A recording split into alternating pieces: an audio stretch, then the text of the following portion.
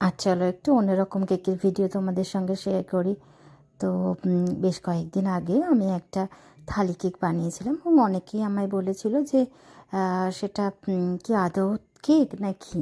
তো ভাবলাম তোমাদের সঙ্গে সেটাই শেয়ার করি। তো থালি কেক বানাবো আর কলা পাতা হবে না তা তো হয় না। তো এখানে আমি কলা পাতাটা রিয়েল কলা পাতা ইউজ করেছিলাম, মাটির থালার ওপর রিয়েল কলা পাতা। এবং কেকটা দেখো, এটা একটা 1 পাউন্ডের কেক। আমি এরকম ভাতের বাটিতে ভাত দিলে যেরকম একটা শেপ হয় ওরকম বানিয়েছিলাম।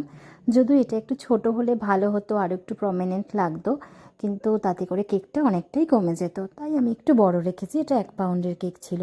আর এগুলো দেখো ফন্ড্যান্টের চাল, যেটা আমি একদম চুষি পিঠা যেরকম বানাই ছোট ছোট করে বানিয়ে নিয়েছিলাম। আর এই দেখো এক একটা ভাজা এখানে করেছি আমি, মাছ ভাজা, পটল ভাজা, একটা লেবুর একটা স্লাইস, এখানে 2টো আলু ভাজা, আর 2টো কাঁচা লঙ্কা। এখানে একটা কাঁচা লঙ্কা বানাতে কিন্তু আমার মেয়ে হেল্প করেছে, পুরোটা ও একাই বানিয়েছে।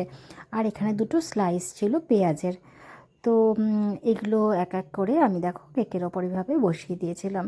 কারণ শুধু ভাতটা দিলে এখানে থালিটা ঠিক বোঝা যেত না। তো তার জন্য এখানে পটল ভাজা, আলু ভাজা, কি আরও অনেক কিছুই চাইলে অ্যাড করা যায়, আমি এগুলোই দিয়েছিলাম। তো কেমন লাগলো তোমাদের দেখো কেকটা। তো তোমরা দেখে এখন হয়তো তোমাদের কাছে পরিষ্কার হয়ে গেছে যে এটা কেক এবং পুরোটাই আমার হাতে বানানো।